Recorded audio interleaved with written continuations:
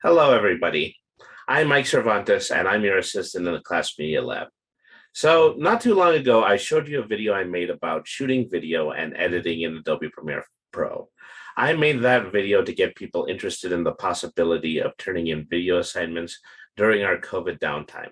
However, there are just a few more elements of the video making process I feel I need to go over for you so that you can have all the information you need to begin working in Adobe Premiere. The first thing I feel I need to mention is that since I made that video, Adobe has actually released a second video editing software called Adobe Premiere Rush. This is a more user-friendly version of Premiere that has fewer options. If you have the time to use it, it may prove to save you a little bit of time when it comes to finishing your final project. But as far as my advice goes, I've come too far. And I'm more used to working in Premiere Pro than any other editor at this point. As always, I encourage you to give these things a try, but always consider working your way up to the professional level software. It can only be beneficial to the work you intend to make as a professional, and it also looks really good on your resume. In my previous video, I was focused on recording video for projects. I just want to mention that this isn't the only way to make a video-based final project. This is also where I can impress the importance of giving you that very first lesson in Adobe Photoshop. It's possible to use Premiere Pro to create a still image presentation, similar to the presentations you made in PowerPoint, but better because you can add video presentations and voiceover audio. Then you can show it to your class without having to practice your public speaking again. The Photoshop skills from the video I showed you previously should go a long way towards allowing you to make interesting infographics for your projects.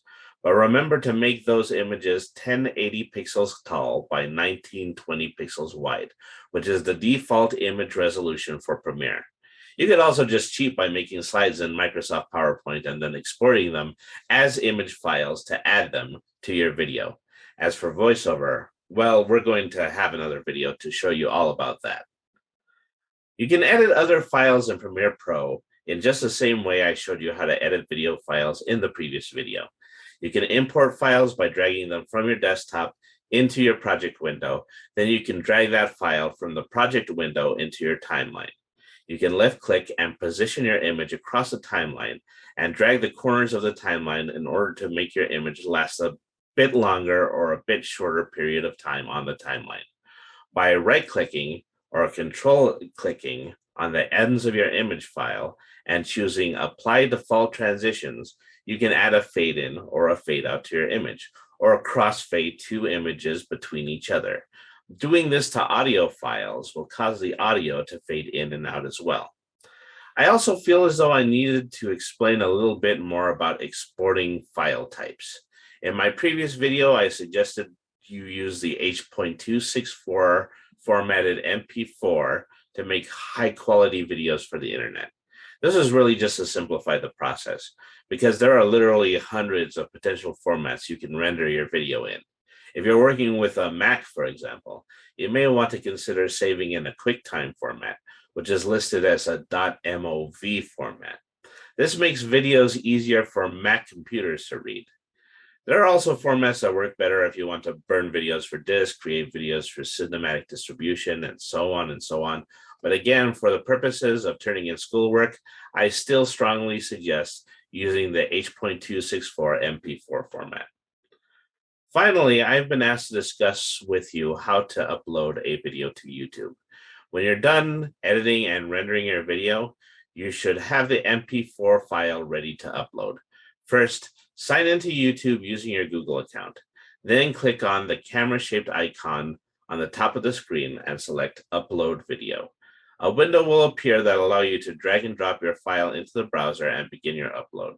You will also receive a window that you can use to begin editing your video. First, give your video a title. Then in the audience section of the upload window, select the phrase, "This video is not made for kids."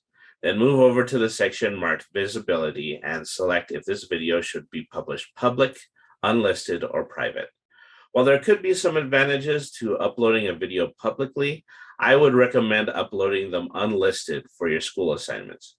This is particularly important if your video contains works that you intend to claim are fair use, because despite your fair use claim, your assignment can still be taken down by YouTube algorithms for possessing copyrighted material. Finally, once your video is finished uploading, be sure to copy the URL so you can paste it to Canvas or anywhere you might need to turn it in as your assignment. I hope this has been a useful addition to your understanding of Adobe Premiere Pro. Thank you very much for listening. And of course, if you have any questions about any of this material, please feel free to contact me in the CLAS Media Lab. Now that you have this information, I hope you'll continue to explore the possibility of using media in the remainder of your classroom assignments.